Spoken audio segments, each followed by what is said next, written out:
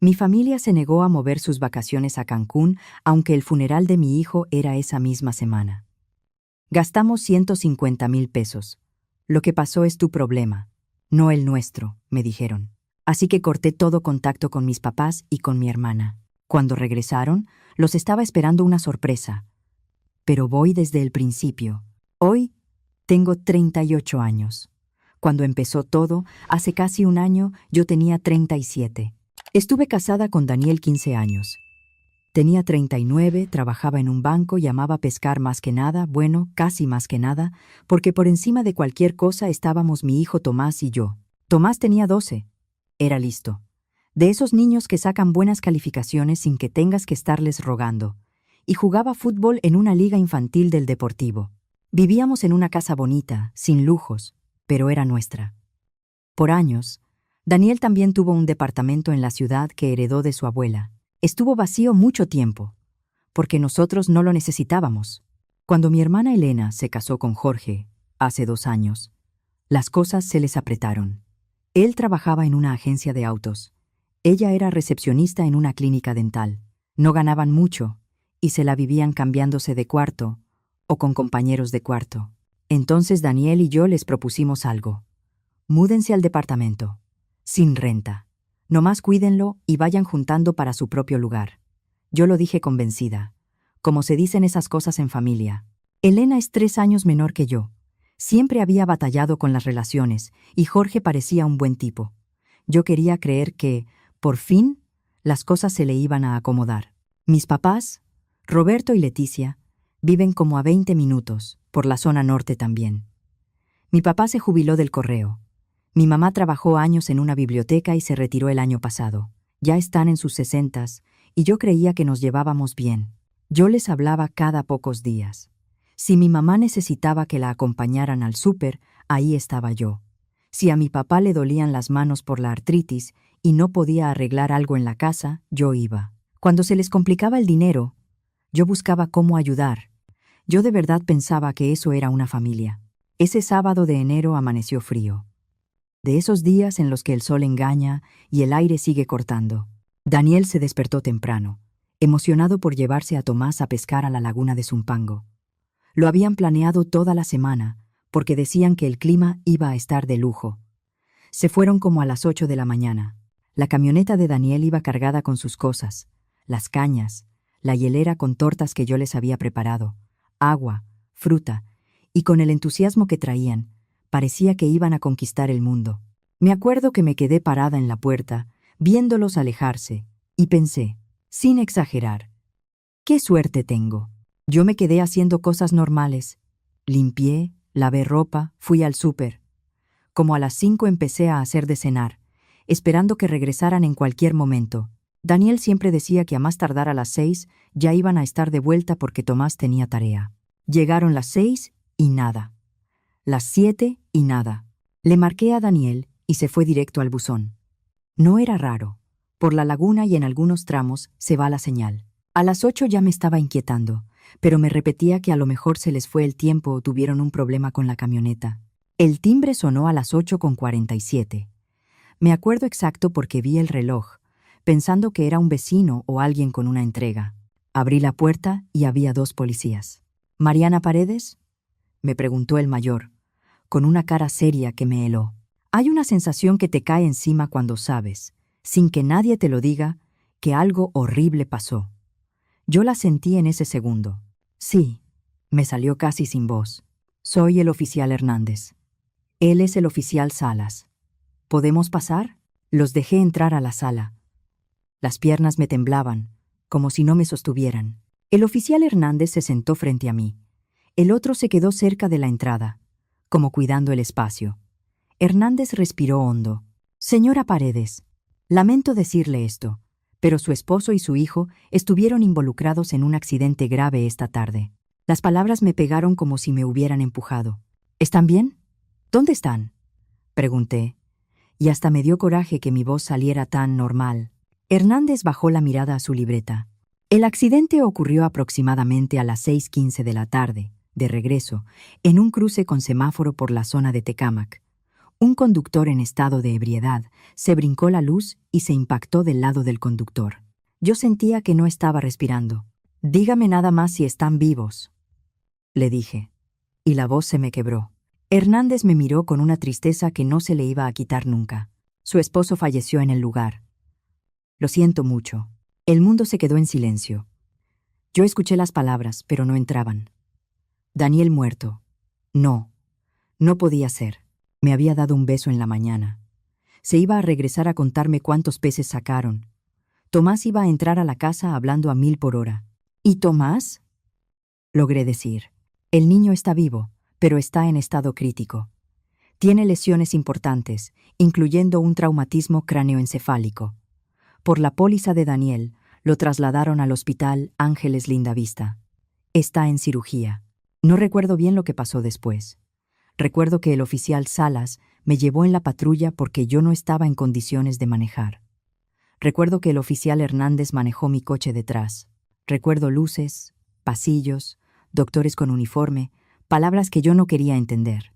Lesión cerebral traumática, coma inducido, pronóstico reservado. Cuando por fin me dejaron verlo, Tomás se veía chiquito, chiquito de verdad.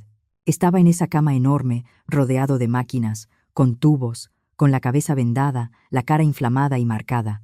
La doctora Martínez me explicó con calma que le habían quitado presión al cerebro, pero que no podían saber si iba a despertar. Ni cuándo, ni cómo, me dijo. Fue honesta, sin ser fría. Eso se agradece y se odia al mismo tiempo. Esa noche, desde el hospital, le marqué a mis papás. Mi mamá contestó al tercer tono. «Mariana, ya es tardísimo. ¿Qué pasa?» «Tomás», dije. Y ya no pude decir más porque me solté llorando como si me hubiera quebrado por dentro. «Mi amor, ¿qué pasó? ¿Dónde estás?» «Daniel», logré sacar. «Hubo un accidente. Daniel, ya no está. Tomás está en coma». Hubo silencio. Un silencio pesado, de esos que te hacen más daño que cualquier grito. Luego mi mamá dijo, «No, no, Mariana. ¡Ay, no! Vamos para allá». Pero no llegaron para allá en ese momento. Llegaron hasta la mañana siguiente, con cara cansada y rara, como incómodos. Mi papá me abrazó torpe. Mi mamá me palmeó el hombro. Se quedaron 1 hora.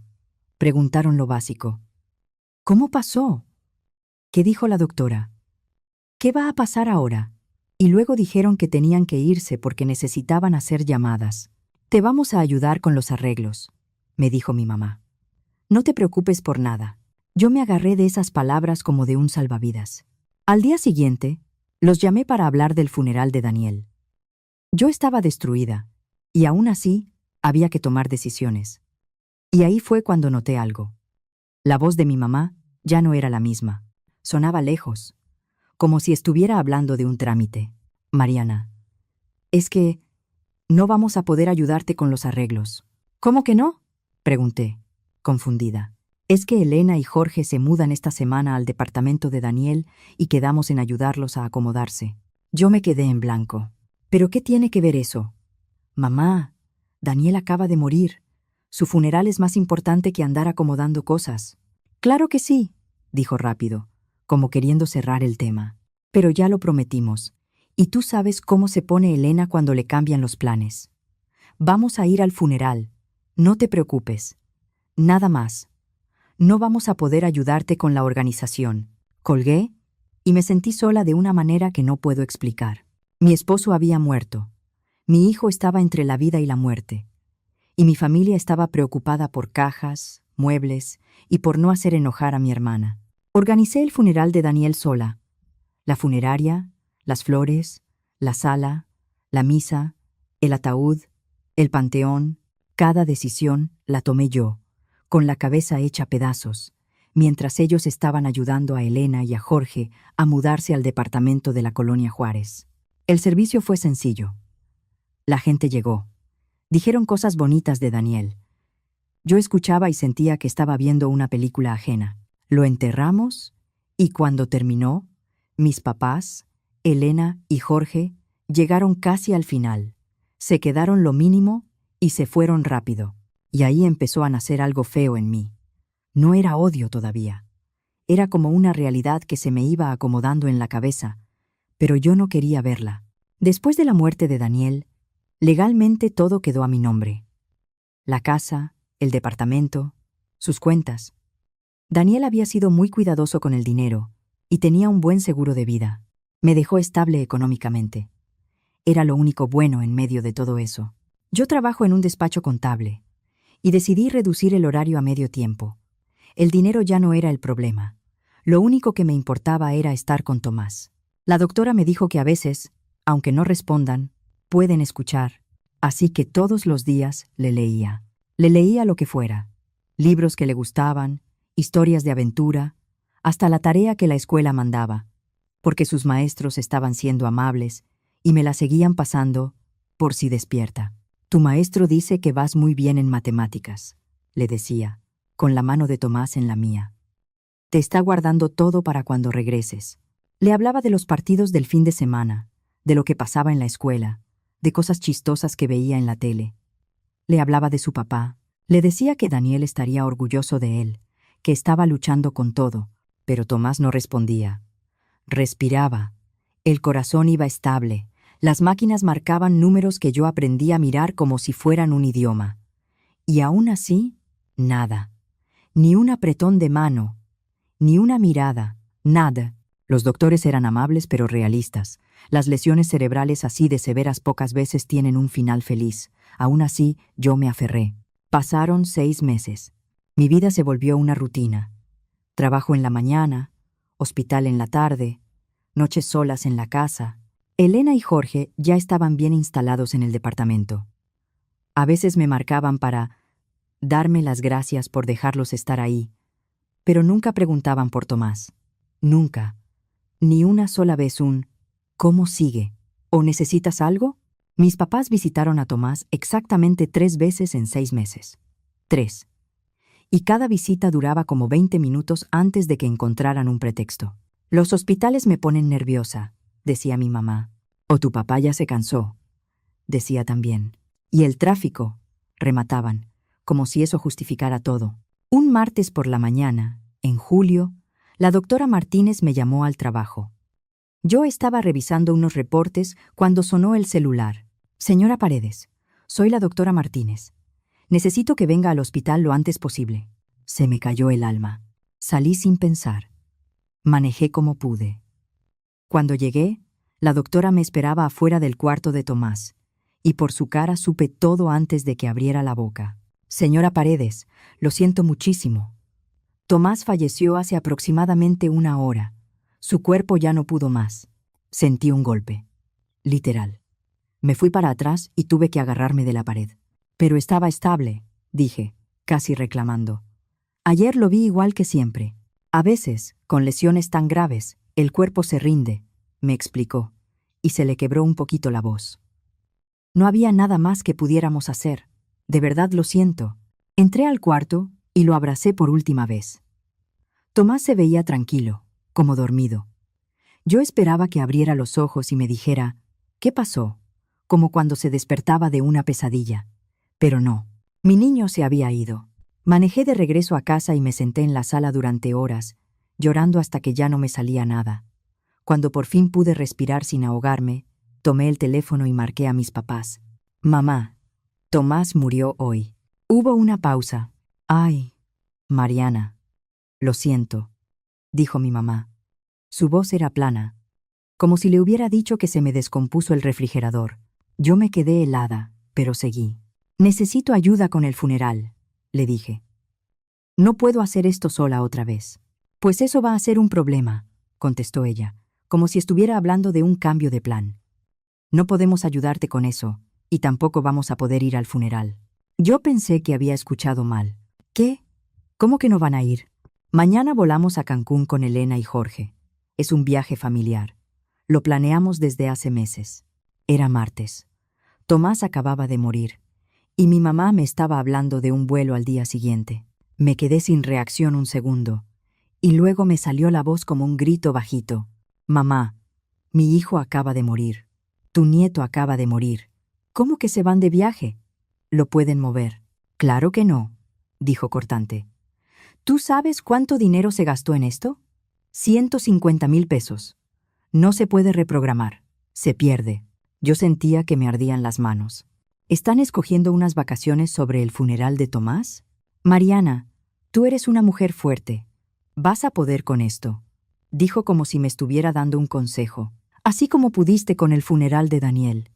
No nos necesitas ahí. Y la verdad, ese dinero no se puede tirar. Y me colgó. Me quedé viendo el celular con la mirada fija, como si fuera algo que no entendía. Sentí como si me hubieran pegado en el estómago. No me dio tiempo ni de procesarlo cuando sonó el teléfono otra vez. Era Elena. Mariana, mamá me habló, dijo sin saludar. Mira, sí, lo de Tomás está muy triste, pero no vamos a cancelar el viaje. No sonaba triste, sonaba fastidiada. Elena. Es el funeral de Tomás, dije. Y me odié por sonar como si estuviera pidiendo un favor. Es tu sobrino. Y lo siento, pero eso es tu problema, no el mío, soltó ella, y ahí sí me quedé sin aire. Además, estoy embarazada, ¿me entiendes? Esto puede ser mi última oportunidad de descansar antes de que nazca el bebé. Yo llevo meses esperando este viaje, y no lo voy a perder por esto. Yo estaba tan impactada que no me salían palabras. Tú no tienes derecho a pedirnos que cancelemos, siguió. Ya pagamos todo. Yo necesito este descanso. Tú resuelve tus cosas y déjanos en paz. Y también me colgó. Me quedé en silencio. En 10 minutos, mi familia me dejó claro que una playa era más importante para ellos que mi hijo muerto, que yo estaba sola. Pero en ese momento sentí algo que no había sentido en meses. Claridad, como si por fin se me acomodara la cabeza. Está bien, me dije. Primero entierro a mi hijo. Luego veo qué hago con ustedes. Llamé a mi amiga Sara. En cuanto escuchó mi voz, no preguntó mucho. Llegó a mi casa y se sentó conmigo. Entre las dos organizamos el funeral de Tomás. Otra vez lo hice yo todo. Pero esta vez ya no esperaba que mi familia apareciera. Ya no esperaba apoyo. Ni siquiera esperaba que fingieran que les importaba. Entre el acta, la funeraria y conseguir espacio en el panteón, se fue hasta el jueves. El velorio y el entierro de Tomás fueron ese jueves por la mañana. Fue pequeño. Estábamos Sara y yo, unos compañeros de trabajo de Daniel que recordaban a Tomás de alguna convivencia, y la maestra Rocío Rodríguez, que se aventó el camino para estar ahí. Mis papás mandaron una corona. Ni siquiera fueron capaces de mandarla ellos. Llegó con un recado corto, impreso, como si fuera un trámite. Yo la vi y sentí más coraje que consuelo. El padre habló de la esperanza, de que Tomás estaba con su papá. Yo intenté agarrarme de esa idea. No lloré en la capilla. Ya había llorado todo en mi casa. En el funeral sentía una calma rara, como si estuviera viendo mi vida desde fuera. Cuando bajaron el ataúd pequeño de Tomás a la tierra, junto a la tumba de Daniel, me quedé parada pensando que mi familia, en ese momento seguramente estaba entrando a un hotel con pulsera, subiendo fotos, riéndose y pidiendo bebidas junto a la alberca. Después del entierro, Sara me dijo que se podía quedar conmigo. Gracias, le contesté. Pero necesito estar sola. Tengo cosas que hacer. Y sí, tenía cosas que hacer. Ese mismo día manejé al departamento de Daniel, el de la colonia Juárez, donde vivían Elena y Jorge. Yo tenía llaves. Era mi departamento. Lo heredé. Yo lo pagaba. Yo decidía. Antes de entrar, me senté un minuto en el coche y escribí un correo breve a Elena y a Jorge. Les dije que, a partir de ese día, quedaba revocado el permiso de uso del departamento y que sus cosas serían resguardadas y entregadas. Tomé una foto del correo enviado. Tomé fotos de la puerta, del medidor, de la sala. No por gusto. Por claridad. Entré y empecé a empachar. No avanté nada. No rompí nada.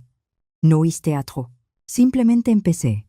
Ropa, zapatos, libros, documentos, trastes, cosas de cocina, adornos, ese foco horrible que la mamá de Jorge les había regalado, todo. En cajas, en bolsas, en lo que encontré. Trabajé en silencio, con una calma que me sorprendió. Me tomó como 3 horas empacar su vida. Mientras lo hacía, me los imaginaba en la playa, con el celular en la mano, sonriendo, como si el mundo no se estuviera cayendo en pedazos del otro lado. Llamé a una mudanza y pagué extra para que fueran ese mismo día. Luego manejé a la casa de mis papás. Yo también tenía llaves de ahí, de emergencia, desde hace años. Le dije a los de la mudanza que dejaran todo adentro, en la sala, no en el patio, no afuera, adentro, y que lo dejaran en un montón, cajas y bolsas, una encima de otra, así, como llegó. Regresé al departamento y llamé a un cerrajero. Quiero cambiar todas las chapas, le dije. La cerradura principal y la de seguridad. Todo. El cerrajero lo hizo sin preguntar de más. Me entregó nuevas llaves. Las llaves que Elena y Jorge tenían ya no iban a servir. Después me fui a mi casa y prendí la computadora. Abrí la aplicación del banco y empecé a quitar domiciliaciones. Durante años yo había estado cubriendo cosas para mi familia, tantas, que hasta se me habían ido olvidando. Quité la domiciliación del seguro del auto de mis papás.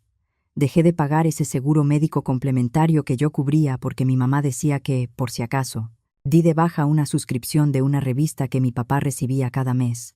Cancelé la cuenta de Netflix que estaba a mi cargo porque ella nunca quiso aprender a poner su propia tarjeta, y dejé de hacer el pago domiciliado que yo hacía a su tarjeta para el súper. Luego me fui con Elena. Su plan de celular, que yo pagaba desde que andaba apretada. Fuera. La ayuda para el coche, que yo le daba desde la boda porque quería que empezaran sin tantas deudas, se acabó. Y la membresía del gimnasio que le regalé, también. Con cada cambio me acordaba del motivo. Es que se nos juntó todo. Es que este mes estuvo pesado. Es que tú ganas mejor. Es que a ti no te cuesta. Y de repente me di cuenta de algo. Yo les estaba dando como 50 y tantos mil pesos al mes. Cada mes. Casi 4 años. Mi teléfono vibró con notificaciones. Elena estaba subiendo fotos de Cancún a Instagram y a Facebook. Elena y Jorge en la playa, bronceados, felices. Mis papás en un restaurante junto al mar, sonriendo, levantando vasos en un brindis. Elena le puso a una foto. Agradecida de estar aquí con mi familia hermosa, la que siempre me apoya en todo. Me quedé viendo esa frase hasta que me ardieron los ojos. Tomé capturas de pantalla de todo, cada foto, cada frase, no por chisme, porque quería recordar ese momento exacto en el que entendí quiénes eran. Pasaron 3 días. Yo iba al trabajo, regresaba, cenaba sola y esperaba. Sabía que pronto iban a volver, y por primera vez en meses, sentía que yo tenía el control de algo. El domingo en la noche empezó a sonar mi teléfono. Primero mi papá, luego mi mamá, luego Elena, luego Jorge, luego otra vez mis papás. No contesté. Estaba en la sala, separando cosas de Tomás para donarlas, y dejé que el teléfono sonara y sonara. Después empezaron los mensajes de voz. La voz de mi mamá, apretada de coraje. Mariana, ¿qué hiciste? ¿Por qué están todas las cosas de Elena aquí? Márcame ahora mismo. Elena casi gritando. ¿Qué te pasa? No podemos entrar al departamento y nuestras cosas están tiradas en casa de mis papás. Márcame o voy a denunciar. Jorge intentando sonar calmado. Mariana, debe haber un malentendido. Llámame para arreglarlo. Mi papá, confundido. Hija, aquí hay un desastre. Por favor, dinos qué está pasando. Borré los mensajes sin escucharlos completos. Luego bloqueé sus números. Pero no se rindieron. Marcaban de otros números, mandaban correos, mensajes por redes. Yo los bloqueaba también. Como a las 10 de la noche, escuché coches entrar al estacionamiento y pasos. Luego golpes fuertes en mi puerta. Mariana, abre. Gritaba Elena desde afuera. Abre ahora. Me asomé por la ventana. Ahí estaban los 4. Mi mamá, mi papá, Elena y Jorge. Se veían cansados, enojados y con cara de vuelo reciente. Primero fueron al departamento con las maletas, vieron que no abría, y de ahí se fueron con mis papás. En casa de mis papás se encontraron el montón en la sala, y entonces vinieron por mí. Respiré profundo. Esa conversación iba a pasar quisiera o no, y yo ya estaba lista. Abrí la puerta. Elena quiso entrar empujando, pero me puse firme en la entrada. Mi mamá pasó de todos modos, como si mi casa fuera suya, y los demás la siguieron. Se quedaron en mi sala. mirándome como si yo hubiera cometido un delito. «Tenemos que hablar», dijo mi mamá, y ni siquiera sonó como petición. Elena no aguantó. «¿Qué estabas pensando?», me soltó. «Nuestras cosas están en casa de mis papás como si fueran basura, y no podemos entrar al departamento». Yo la miré sin levantar la voz. «Ya no es tu departamento». «¿Cómo que no?», dijo, y se le abrió la boca. «Cambié las chapas», le dije. «Ya no viven ahí». Elena se quedó un segundo en blanco. Luego se encendió. «No puedes hacer eso. Tenemos derechos». «Ahí no hay contrato», contesté. Era un favor, un permiso, y lo retiré. Jorge dio un paso. Nervioso. «Mariana, entiendo que estás dolida. De verdad. Pero esto no se hace así. Nosotros no tenemos a dónde ir». Yo lo miré con calma. Lo pudieron pensar antes de decirme que la muerte de mi hijo era mi problema, no el suyo. El silencio fue pesado. Elena bajó la mirada un instante. «Yo estaba alterada», dijo, más bajito. «No lo dije así». «Sí lo dijiste», le contesté. «Y también dijiste que necesitabas descansar antes de que naciera tu bebé, y que por eso el funeral de Tomás no valía cancelar un viaje». Mi mamá se metió, indignada. «Mariana, estás exagerando. Sabemos que estás mal, pero eso no justifica que hagas esto. Así no se trata a la familia». Yo solté una risa corta, sin ganas. «¿Familia?», dije. «¿De verdad? ¿Vienes a hablarme de familia?». Mi papá levantó las manos, como queriendo mediar. «Hija, claro que somos familia. Hemos tenido problemas, pero esto se puede arreglar». Elena, que hasta ese momento estaba en modo defensa, de pronto cambió la cara. Me miró fijo y dijo, con un tono que me dio asco: «Ya entendí. Ya me diste una lección. Ya, ¿no? Entonces dame las llaves nuevas y lo dejamos así». Yo la vi, sin parpadear. «No». Elena se quedó helada. «¿Qué?», dijo. «No», repetí. «Mi decisión es final. Ya no vives ahí. Consíguete otro lugar». Elena se llevó las manos al vientre, como si eso fuera un escudo. «Estoy embarazada», gritó. «No tenemos a dónde ir. ¿Cómo vas a correr a una embarazada así nada más?». Yo sentí un cansancio frío. «¿Pensaste en eso cuando preferiste Cancún en lugar de despedirte de Tomás?». Elena me miró un segundo y luego su cara se torció de enojo. «Ya sé qué es esto», dijo con una voz dura. «Estás celosa porque yo voy a tener un bebé y tu hijo murió». La sala se quedó en silencio. Hasta Jorge se quedó con la boca abierta. Elena siguió, como si estuviera sacando veneno. «Perdiste la cabeza desde que murió Tomás. Y ahora la agarras contra mí porque yo estoy embarazada y puedo seguir con mi vida. No soportas que yo esté feliz mientras tú sigues llorando por un niño que, la verdad, ni era tan especial». Algo frío me cayó en el pecho. Ahí sí levanté la voz como nunca. «¡Fuera!», grité. «Sálganse de mi casa. Ahorita». Mi mamá trató de arreglarlo. «Mariana, Elena no está pensando bien. Tú tampoco. Estás de luto. Estás sensible. Y estás tomando decisiones que van a lastimar a la familia para siempre. Cuando se te baje», «Se me bajó hace rato», le dije. Caminé a la puerta y la abrí de par en par. «Estoy más tranquila de lo que he estado en meses. Y si de verdad creen que perdí la cabeza, entonces no deberían estar aquí. Váyanse». Mi mamá se quedó un segundo, y luego soltó lo que de verdad le importaba. «¿Y el dinero?», dijo, sin poder evitarlo. «No puedes dejarnos así. Nosotros contamos con esa ayuda». Ahí estaba la verdad. No vinieron a pedirme perdón. No vinieron a hablar de Tomás. Vinieron porque dejé de pagarles. «Se acabó», dije.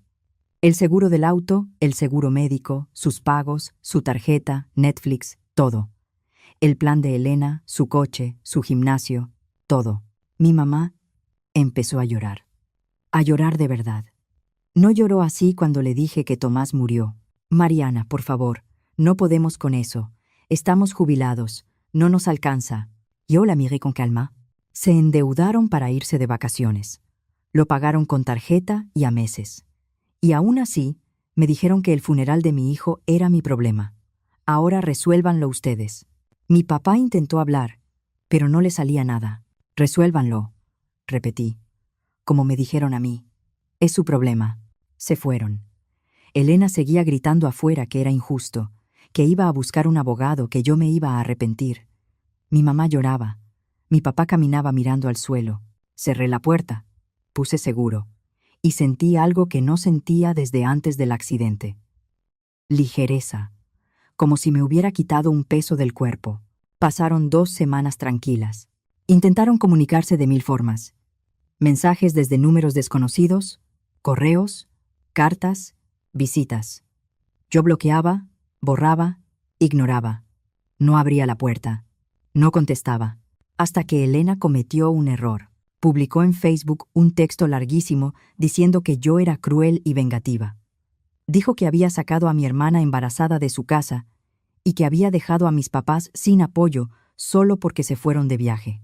Se pintó como víctima. A mí me pintó como una persona fuera de sí. Sus amigos empezaron a comentar, indignados. Las embarazadas necesitan apoyo, decía uno. ¡Qué falta de corazón!, decía otro. Pero luego empezaron a comentar otras personas. Gente que sí sabía. Vecinos, conocidos, gente que estuvo en el funeral de Daniel. Gente que sabía la historia del accidente y los meses del hospital. La maestra Rocío Rodríguez escribió: yo estuve en el funeral de Tomás. Ellos no estuvieron. Y era su nieto y su sobrino. Eso prendió la mecha. ¿Cómo que no estuvieron?, preguntó alguien. ¿Dónde estaban?, preguntó otra. Y entonces, la gente empezó a unir piezas. Uno recordaba que Elena subió fotos del viaje. Otro decía que vio a mis papás en el aeropuerto. Otro preguntaba fechas. Y de repente, el cuento de «¡Ay, pobrecita Elena!» ya no se sostenía. Yo estuve leyendo todo, con el corazón latiéndome en la garganta. No quería hacer un espectáculo, pero tampoco iba a dejar que me inventaran como villana cuando yo acababa de enterrar a mi hijo. Así que escribí un solo comentario. 1. Elena, tienes razón en que la relación familiar ya estaba dañada. Se dañó cuando tú, Jorge, mi mamá y mi papá eligieron irse de vacaciones a Cancún en lugar de asistir al funeral de mi hijo de 12 años. Me dijeron que su muerte era mi problema, no el de ustedes, y que ese viaje era más importante que despedirse de Tomás. Ojalá Cancún haya valido la pena. Eso fue todo. Los comentarios explotaron. La gente se horrorizó. Algunos se disculparon por haberse ido con la primera versión. Otros le reclamaron a Elena y a mis papás. Elena borró su publicación a las pocas horas, pero ya era tarde. Las capturas ya estaban circulando. Y no solo por chisme, por indignación real. Han pasado 6 meses desde entonces. No he hablado con ninguno de ellos. Primero resolví lo del departamento. Lo puse en regla y lo renté a una pareja joven que paga lo que cuesta en realidad. Dejarlo prestado ya no era un acto de amor, era permitir abusos. Después dejé mi trabajo. No de un día para otro, poco a poco. Y sí, empecé a viajar, pero no por presumir, sino porque Daniel y yo siempre hablábamos de hacerlo y nunca había tiempo. Me fui a Oaxaca, a Mérida, a Puebla, a Baja California Sur, a Chiapas. Fui a lugares donde nadie me conocía, donde podía respirar sin sentir que todo me recordaba lo que perdí. Escribo esto desde un café en San Cristóbal de las Casas.